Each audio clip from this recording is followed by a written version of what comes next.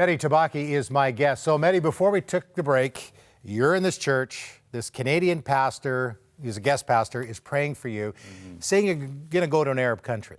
And what were you thinking? Like, what's this guy talking about? No, I just ignored those words. I ignored it till the time that I met a Muslim who became a Christian in Dubai, in the United Arab Emirates. And not knowingly, I was also carrying a Bible because a lady in Malaysia gave me that gift. So I don't want to break her heart. I took the Bible, but it was an English Bible. So I started reading the Bible because I want to learn English. Okay. Not knowing about the Bible, learning English. But she also gave me a tape, a recording tape from a pastor, African pastor. And the name of the sermon was Leaving Your Past Behind. And then I was listening to that tape all over again to learn English. So was it a spiritual journey as far as you knew? Yeah. You're just learning English. Yeah, that's right. So I brought the Bible, not the Bible, I brought the tape with me from my own country to an Arab country, and I was listening to it until the time that I met a lady.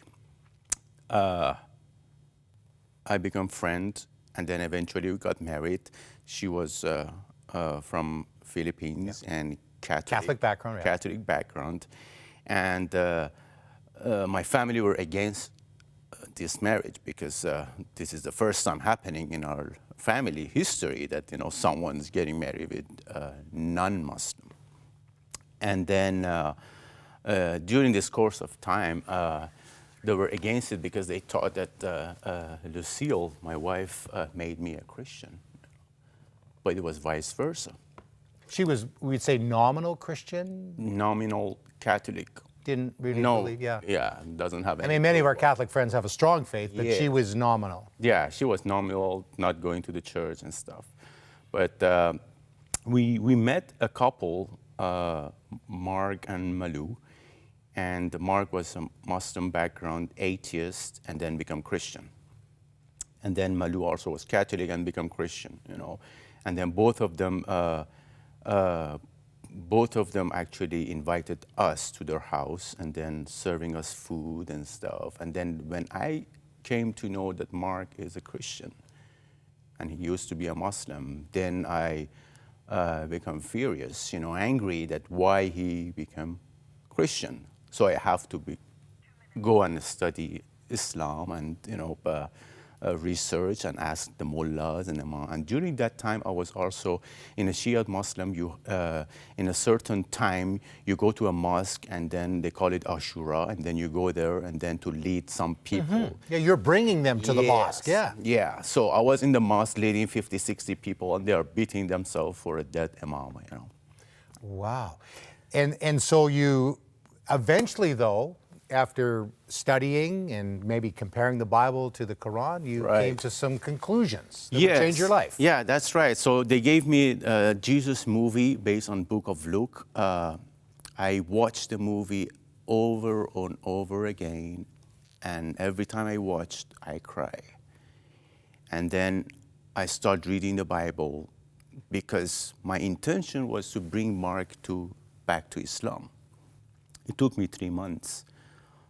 That struggle because the moment I go to Mark's house, there is an atmosphere, which I can call it right now, is a love atmosphere that zip my mouth, that I can't talk to Mark anymore regarding, Islam and Christianity and stuff. But he was talking to me and he was praying for me.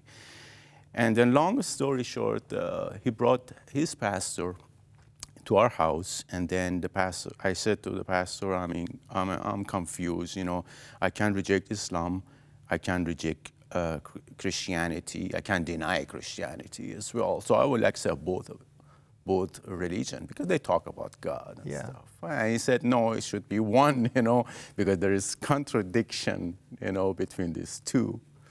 So he said, why don't you pray? And then I said, okay, in Islam we pray 5 times a day. You have to memorize the prayer.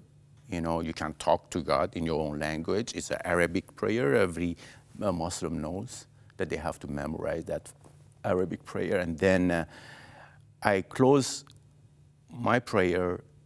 I look at the ceiling. I said, in my own language, I said, God, show me the truth.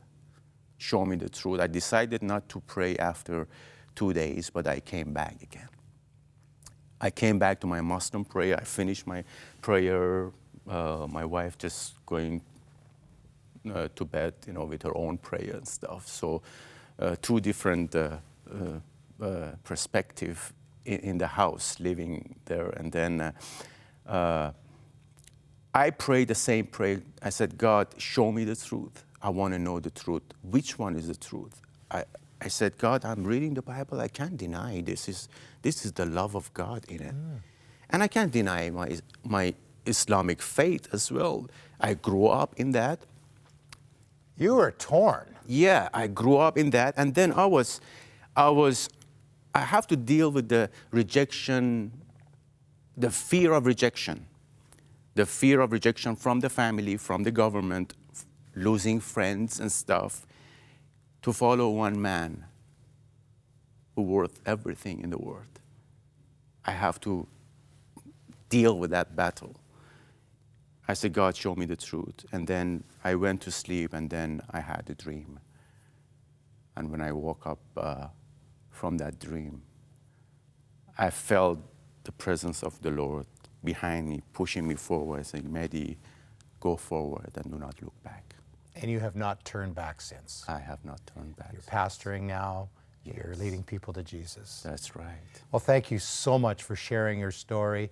It's inspiring. You know, God is doing amazing things in the Muslim world, right. In your country, Iran. It's phenomenal what we're seeing. And again, thank you for sharing your story. Yeah, no problem. And we'll have more of 100 Huntley Street right after this.